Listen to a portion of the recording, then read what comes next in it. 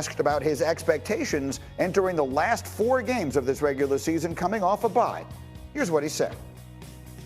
First time I was on a championship team, we were 5-5 through 10 games and then played really well down the stretch. So what you got to do is you got to have competitive stamina. And hopefully now having a week off, understanding how we need to approach these things going forward, we can play better, really our best football. And that's what December is all about. So we can continue to improve. All right, should be very interesting. And Diana, I'll start with you. What are you hearing coming out of Tampa off of their bye week heading into this critical final stretch?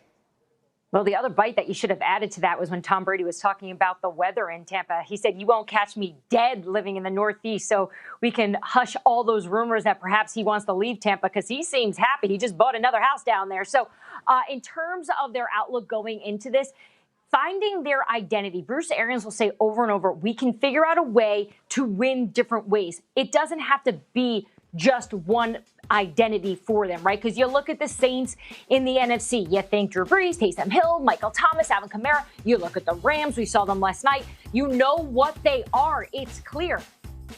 This team feels comfortable not being very clear on what they are because they believe they can win in different ways, which is why they're so positive that they can make this run over the next month and get into the playoffs. All right, so they're positive. Brady is sounding positive. Mark Sanchez, as you watch Tom and that offense, are you positive about what they can do this next month? I don't know if I'm totally sold on that, hey, we don't really know what we are kind of thing. Like, you got to know how you're going to go into these games and win. That's what Brady's used to. He's also thrown 11 picks so far. I think the most he's thrown in a season, he's done it 3 times, is 14. So he's infringing on that. But listen, they're right where we thought they would be. If, you're a doomsdayer for Tom Brady, you said, oh, maybe they'll be 9-7. Best case scenario, they're 11-5 or something like that. So they're where we expected. And like you said about the weather, you nailed it. He's either outside in Tampa in the warm weather or he's in a dome these next 4 games. So he's feeling great. He should have his best performances. And if they're smart, they need to adopt some of his playbook from New England, like the Broncos did for Peyton Manning about midway through the year when they were trying to blend his and Mike McCoy's system way back when. They just ended up going with Peyton Manning's system, and it worked out much better. It's interesting because I did have quite high expectations for this team. Mark, I know you didn't, and Diana, you definitely didn't. You said so here. RC, where are they relative to what you expected them to be, and what can they become? I expected them to be playing better right now. It's not necessarily about the record or about the teams that they've lost to. It's about the way that they've lost and when they have. When you look at what they did against the Los Angeles Rams, not being able to stop the pass, Tom Brady throwing interceptions to lose the game. Also against the Kansas City Chiefs. This isn't the team that we expected the Tampa Bay Buccaneers to be at this juncture of the season. I thought they'd be ascending. I thought we'd be talking about them being a true contender in the NFC. And I just don't see that from this team right now. I don't see the type of chemistry you need to have between your skill players, but I don't see a defense that can be elite, a defense that can be dominant, and that was part of the assessment we made. We thought that they'd be explosive on offense, Tom Brady would protect the ball, but more importantly, we thought they'd be able to stop people, and they haven't done that in the last few weeks, and that scares me even more than Tom Brady not getting right. I believe in him because I've seen him do it time and time again, but I haven't seen this defense. This team isn't ready to win big playoff games. One more thing worth mentioning, they do not have a team left on their schedule that currently has a winning record, so maybe this is a time where they can get these things going. They play Minnesota this week, and I know what you're wondering. You're wondering, Greeny, how about your picks for the weekend? Tell us who's going to win all these games on Sunday. Well, my picks are brought to you by DraftKings, and here they come in 3, 2, 1.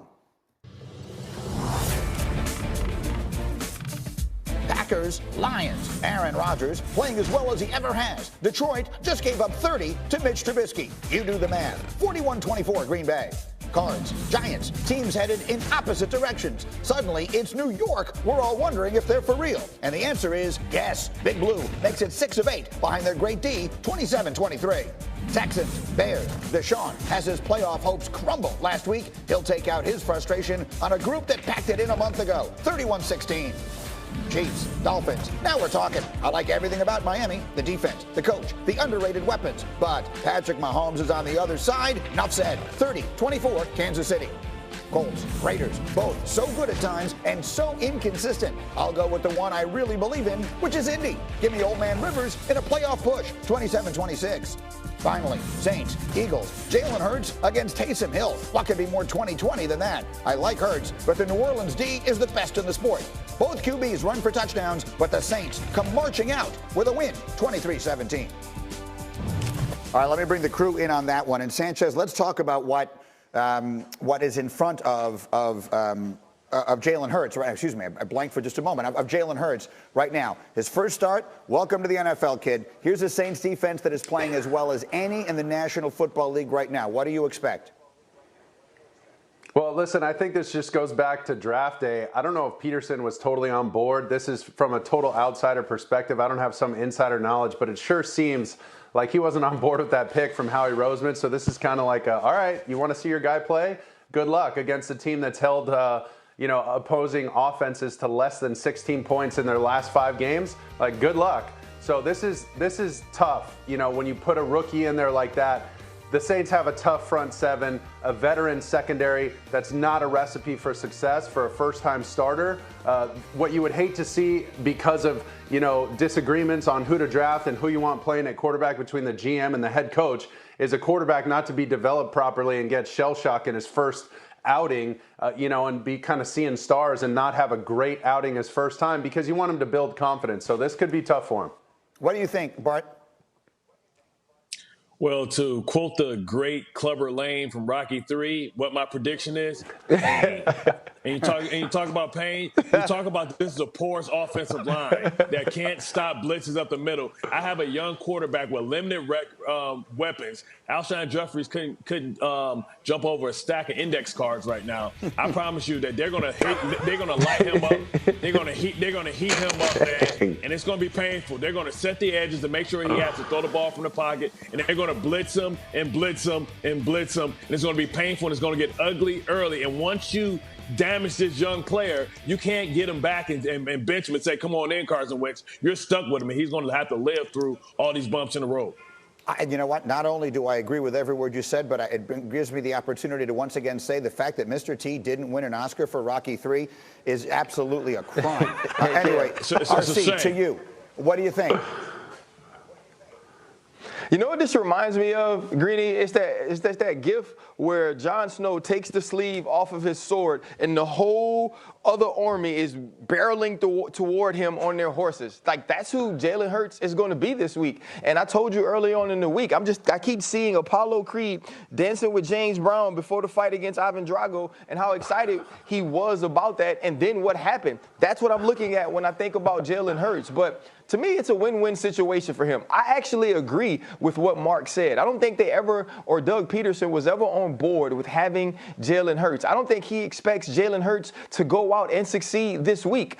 I don't think he knows if Jalen Hurts is the answer. But what he did know was that Carson Wentz was the problem.